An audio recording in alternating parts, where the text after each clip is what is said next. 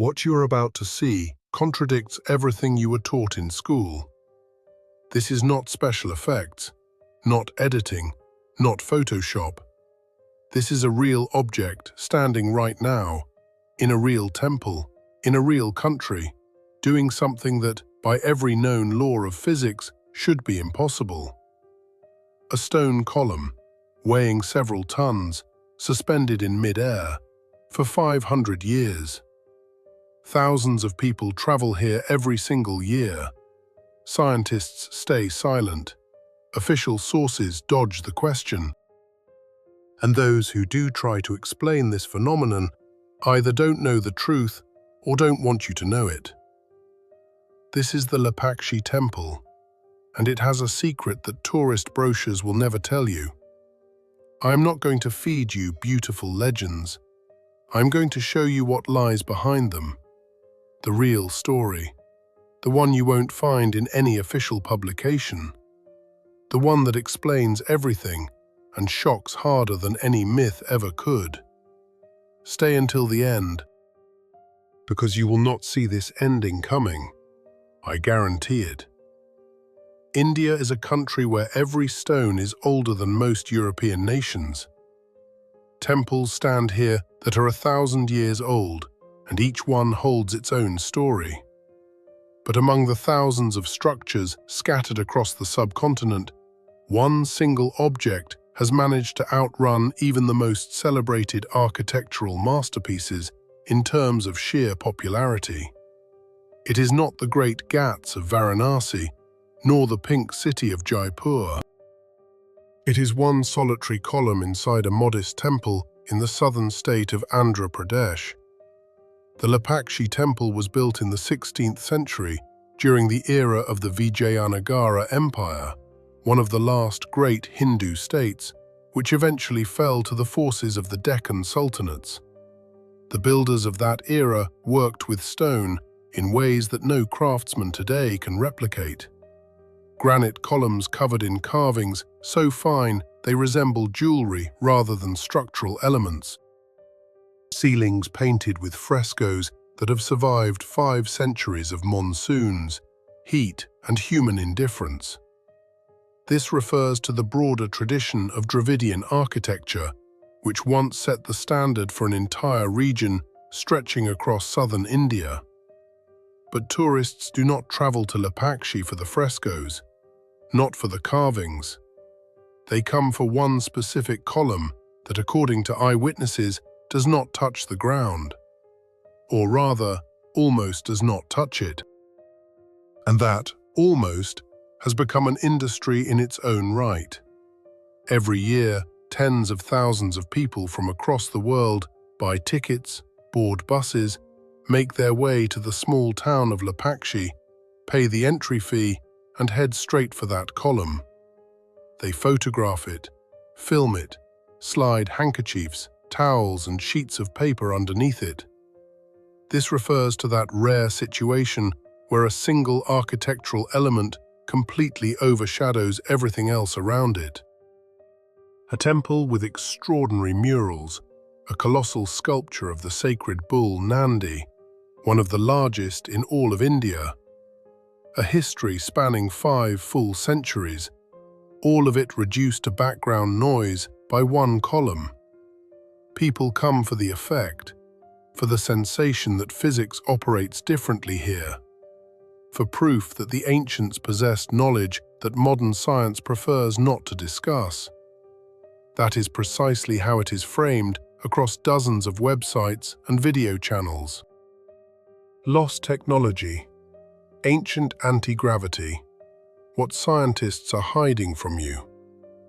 These phrases pull in millions of views, and people believe them, because the column genuinely looks convincing, especially in those photographs where the gap between the stone and the floor is clearly visible below, while above, the temple ceiling sits there entirely undisturbed, as if nothing unusual is happening at all.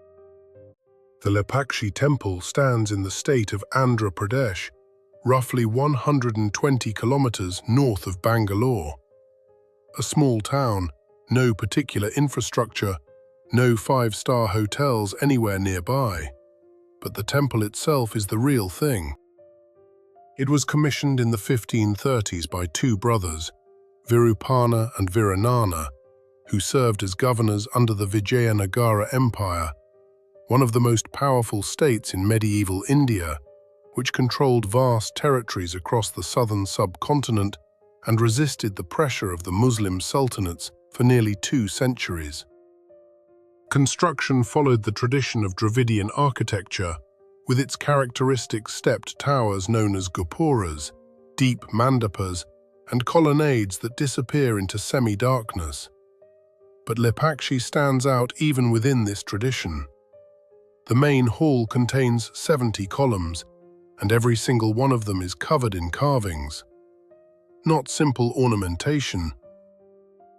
These are scenes from the Mahabharata and the Ramayana, figures of gods and demons, floral garlands and geometric patterns that on closer inspection never repeat themselves anywhere. The craftsmen worked directly into living granite, one of the hardest natural materials in existence, by hand, without power tools, without industrial diamond cutters. And they did so with a precision that makes the joins between individual elements almost invisible.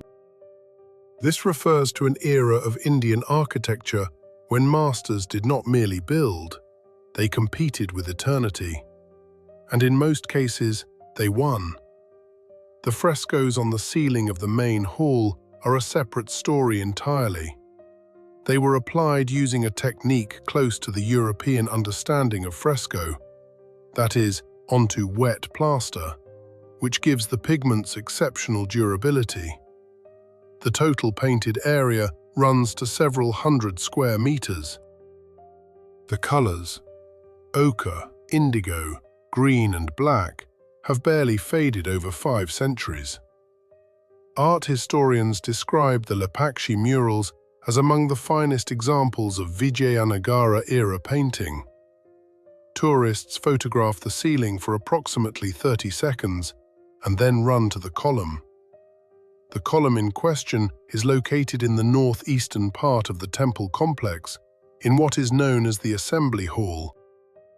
From the outside, it looks no different from its neighbors. The same granite, the same carvings, the same monumental presence. Its height is approximately 6 meters. The diameter at the base is just under 1 meter. If you stand next to it and look straight ahead, it looks exactly like a column, nothing supernatural. But crouch down and look at it from below at a specific angle, and between the base of the pillar and the stone floor, a gap appears. A small one. A centimetre, perhaps 2 at most, but it is there. This refers to an optical phenomenon that, under the right lighting and from the right angle, looks considerably more dramatic than it actually is. And this is precisely where the story begins, the one that has divided people into 2 camps, those who believe and those who check. Examples of the extraordinary craftsmanship of the builders here do not require any searching. They literally surround this column on every side. Neighboring pillars carry multi-figure compositions in which every character is rendered in the finest detail. Folds of clothing, jewelry, facial expression. All of it cut into stone that allows no margin for error. Granite cannot be corrected, cannot be patched, cannot be redone. Every strike of the chisel is final, and yet there are no mistakes. Not a single rough line, not a single unfinished element. That alone makes Lepakshi a place worth visiting, regardless of whether you believe in floating columns or not. But let us return to the column itself, because it is the reason this temple is known outside India at all. Not the frescoes, not the carvings, not the history of an empire that fell under the blows of conquerors. One pillar, and one question that has given no peace to more than one generation. How can a stone column weighing several tons stand without touching the ground. Look at the photographs that circulate across the internet. There are thousands of them. Some show a general view, the column standing in line with the others, nothing setting it apart. Others show a close-up from below, and there, clearly visible, is a gap between the base of the pillar and the stone floor.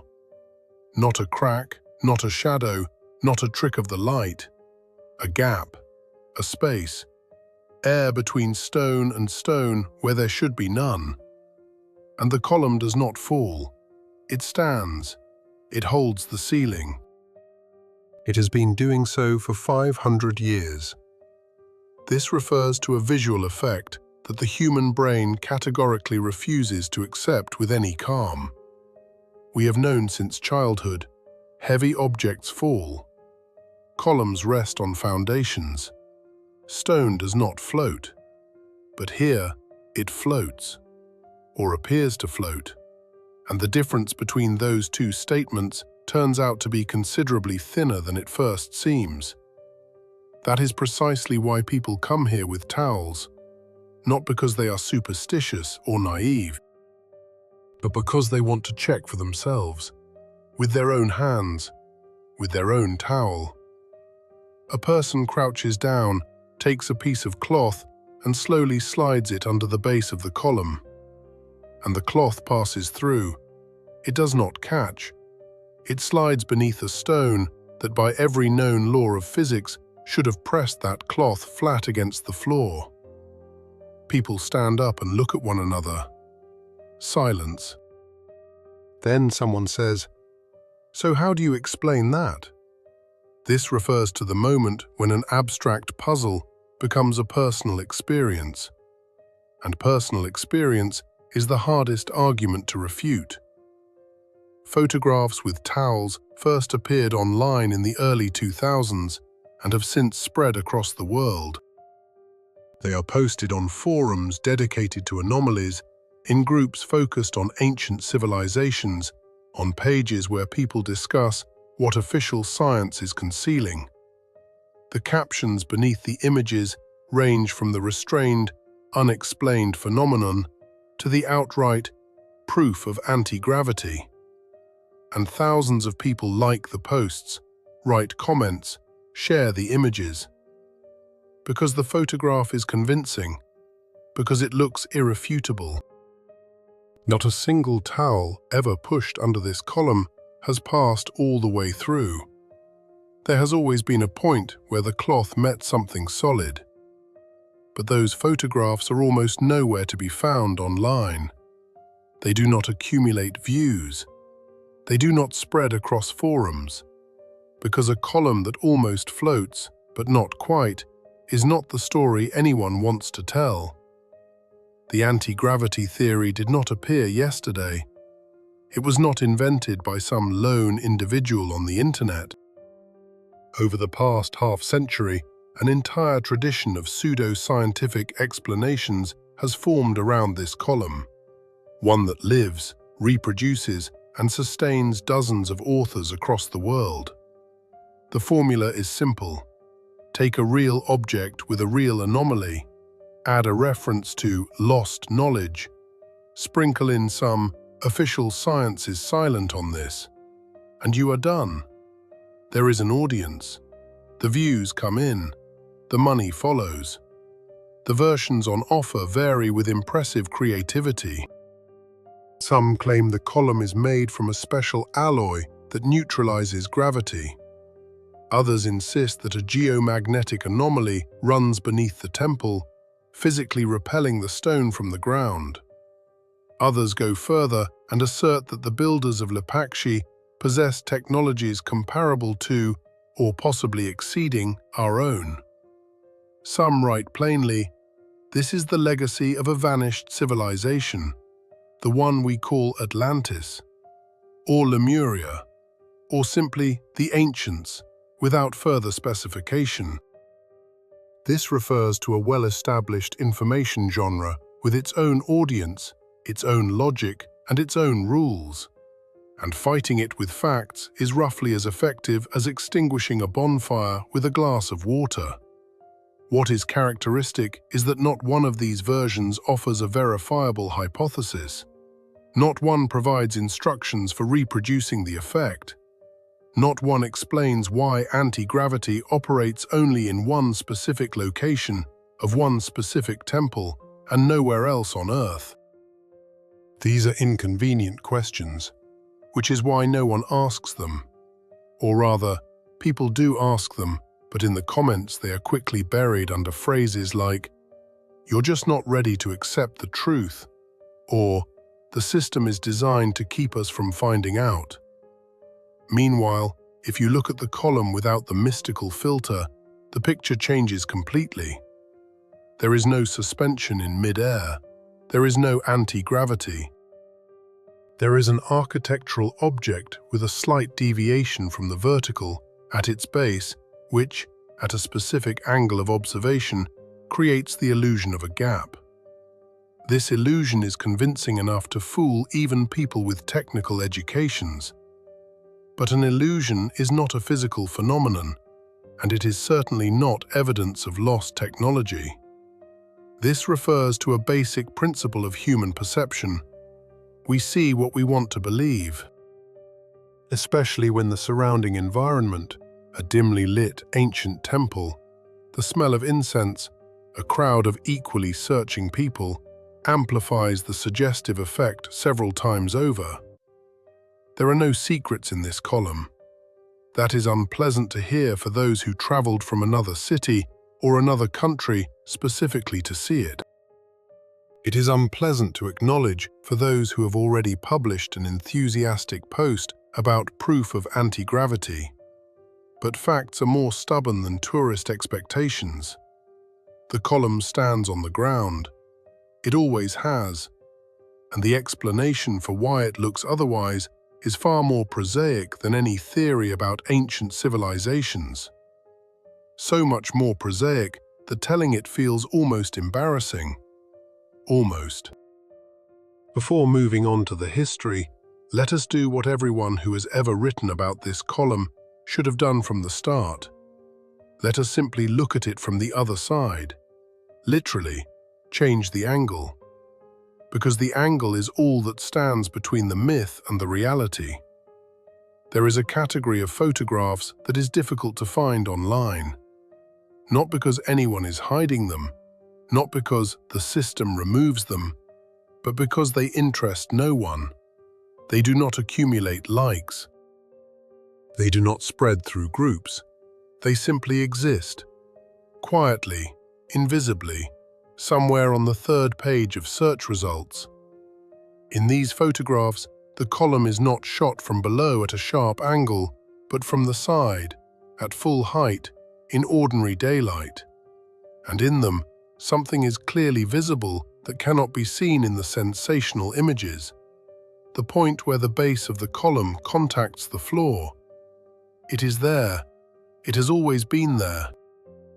The column stands on the floor in exactly the same way as the other 69 columns in that hall. The difference is only that the base of this particular pillar has an irregular shape.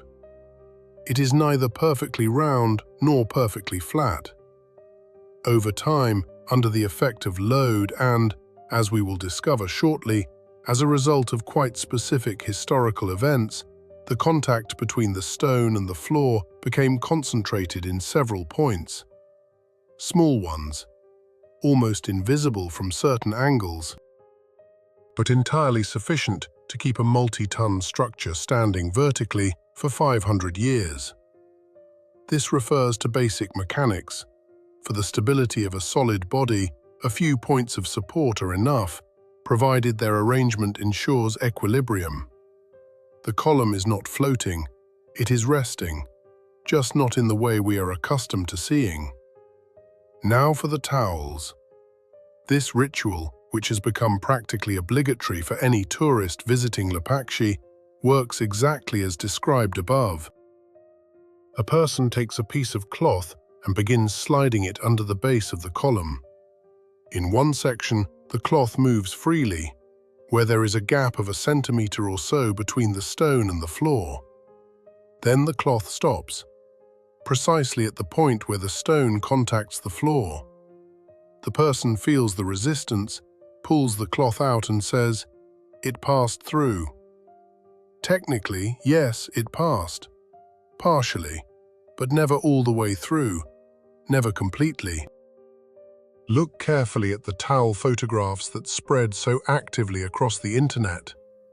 In most of them, the cloth is inserted under the column to roughly the halfway point. Beyond that, it is not visible. It disappears beyond the edge of the frame or is obscured by shadow. What is happening at the other end remains unknown. Perhaps the towel has met the point of support. Perhaps a hand is holding it in place. Perhaps the shot was taken at precisely the moment before the cloth reached the obstacle. But the viewer cannot see any of this. The viewer sees a towel under a column and draws their own conclusions. This refers to the classic mechanism of visual manipulation. A frame shows not the whole truth, but only that part of it which produces the desired effect. This is not necessarily malicious intent. Sometimes it is simply an unfortunate angle. Sometimes it is a desire to get a striking photograph. But the result is the same. Information becomes distorted before anyone has had the chance to think it through. The same picture is observed at the top of the column. Where it meets the ceiling structure, there is also a gap, also small, also sufficient, if one wished, to slide a thin sheet of paper through, and also zero from the standpoint of physical anomaly, because the ceiling rests on the column through several contact points rather than across the full circumference. This is standard practice for this type of construction. It is not a secret of architecture. It is architecture. Why are there so few such photographs? Because a person who has come in search of a miracle will not look for a refutation. They will look for confirmation. They will photograph what they want to see. And when they have photographed it, they will go home, show the pictures to their friends, and describe standing next to a floating column. The photograph showing the point of contact will be taken by someone else. Some tiresome engineer or dull architectural historian who is interested not in the miracle, but in the mechanics. Those photographs exist. Nobody is simply looking for them. So the illusion has been dismantled. The column stands on the floor. The towels pass through only partially. There is no anti-gravity. One could stop here, put a full stop, close the subject and move on. But it is precisely at this point that a question arises which turns out to be more interesting than any myth about lost technologies. If the column does in fact stand on the floor, then why does it stand in this particular way? Why does its base have this particular shape? Why is the contact with the floor concentrated in a few points rather than distributed evenly, as with all the other columns? Did the builders of the 16th century deliberately create this effect? Did someone, 500 years before the age of tourist attractions, already think about how to hold a viewer's attention? The theory of deliberate intention on the part of the builders sounds tempting, especially given that the masters of the Vijayanagara era were capable of things that even today resist simple explanation. The acoustics of certain halls in the temple are such that a sound made in one corner is clearly audible in the opposite one, despite a distance of several dozen meters between them. The proportions of the columns are maintained with a precision that modern researchers can reproduce only with laser instruments. The carvings on the capitals are so detailed that they can only be properly examined through a magnifying glass. These people knew exactly what they were doing. And if they created a column with such a base, they had reasons for it. This refers to a fundamental question of architectural history. Where is the boundary between the master's intention and the accident of time? The problem is that the sources offer no clear answer. Very few written records from the construction of the Lepakshi temple have survived. The Vijayanagara Empire kept detailed administrative records, taxes, land allotments, military campaigns. But construction documentation in the sense we understand today, plans, specifications, technical descriptions, simply did not exist in that era. Masters passed their knowledge orally, from teacher to student, within hereditary castes of builders known as shilpins. Their technical decisions were never written down. They existed in hands and in memory. It is therefore impossible to answer the question of deliberate or accidental on the basis of archives alone. But one can look at the column itself, and here is what it tells those who know how to read stone. The shape of the column's base is not characteristic of a deliberate architectural decision. If a master had wanted to create the effect of floating, he would have done it differently. He would have narrowed the base, carved a slender foot, created a visible contrast between the mass of the pillar and the point of support. That is precisely how classical architectural trompe-l'oeil works, through an emphasized contrast of proportions. That is absent here. The base of the column is massive, somewhat rough, approximating in form an irregular polyhedron. This is not an artistic intention. This is the result of external intervention.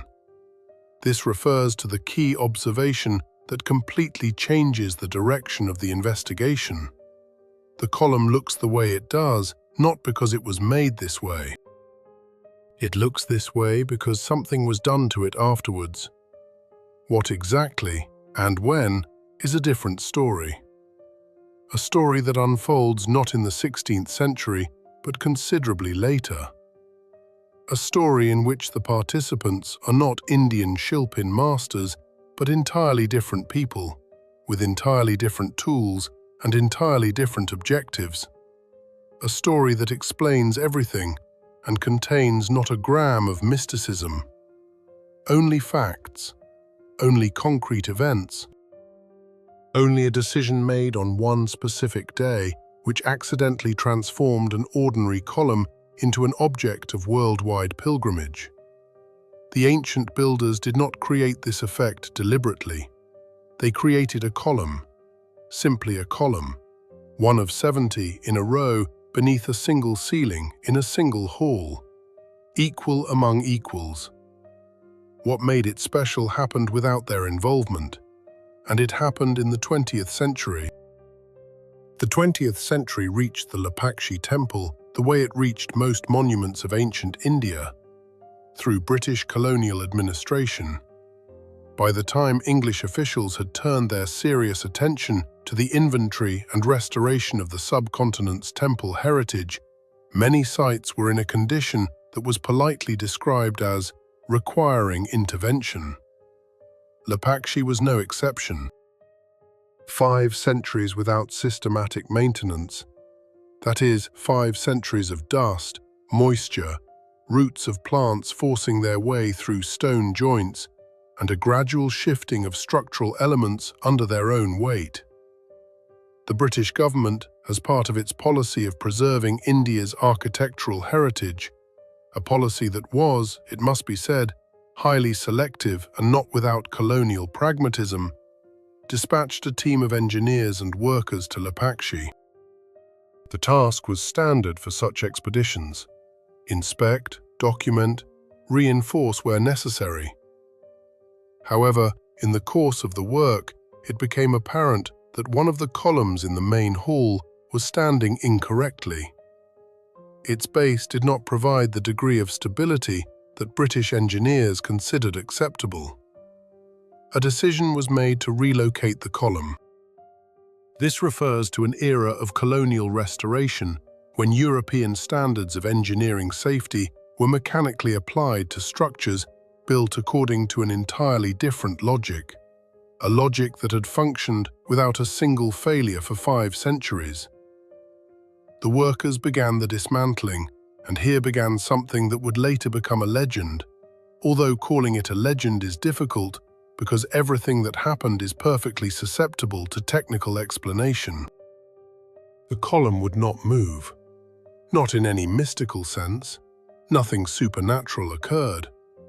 It was simply that a granite monolith weighing several tons, which had stood in one place for 500 years, and in that time had literally fused with the surrounding structure through a system of micro-tensions and contact points, refused to shift without risking the collapse of adjacent elements. Any attempt to apply serious mechanical force threatened damage to the ceiling, the neighboring columns and the frescoes, the very ones that had survived 5 centuries and which the British administration had officially classified as objects to be preserved. The workers tried several approaches. They used levers. The column did not move. They attempted a partial excavation beneath the base. The structure behaved unpredictably, and the work had to be stopped.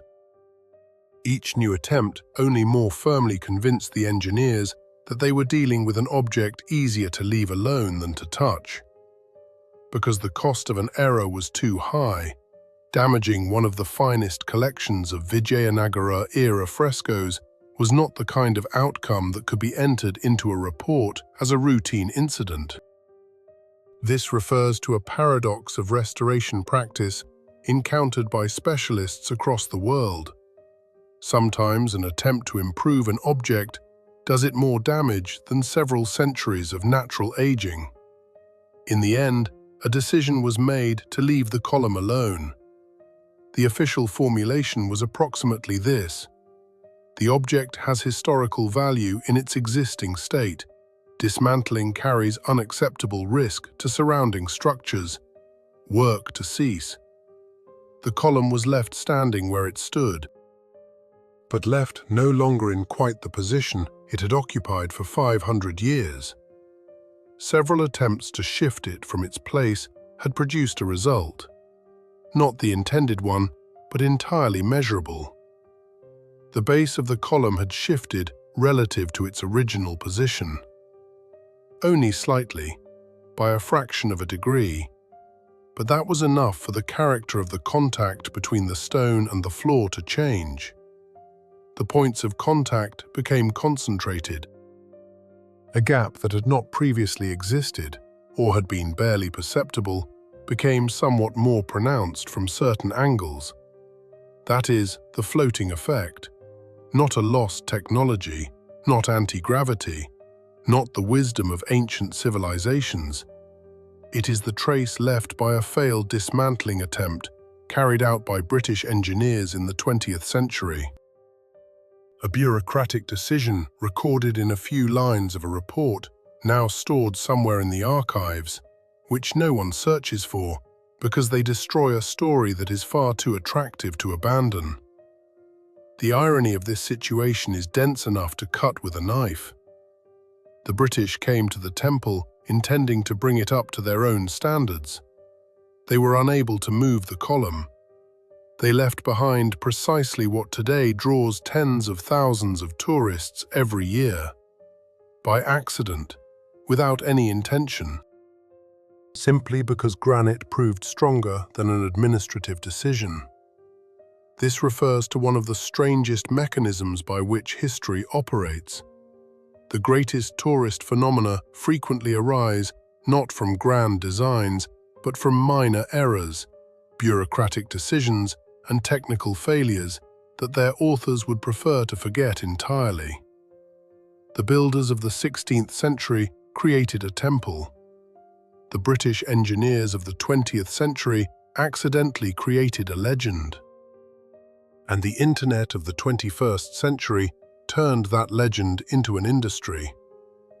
3 eras, 3 entirely different sets of motivations, and one pillar standing in the middle of all of it, floating nowhere, simply standing, as it always has, only now slightly differently.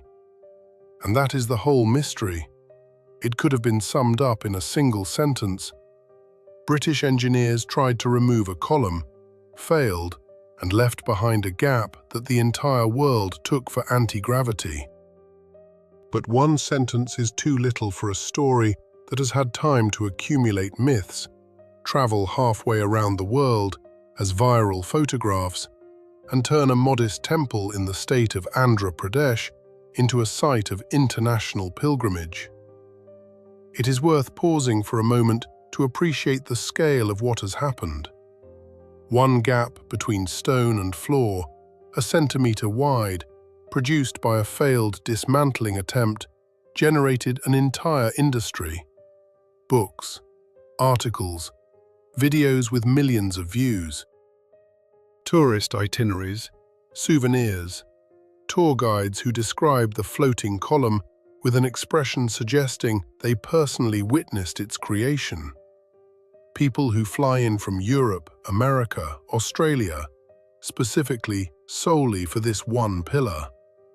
And all of it built on the foundation of a single bureaucratic decision made somewhere in the first half of the 20th century by a person whose name no one remembers. This is not a reproach to the tourists, nor is it mockery of those who believed in anti-gravity. It is an observation about how human perception operates. We seek mysteries. We want the world to be more complex and profound than it appears. We want evidence that somewhere there exists knowledge inaccessible to ordinary science. And when an object appears before us that looks like such evidence, we do not verify it. We photograph it and go home.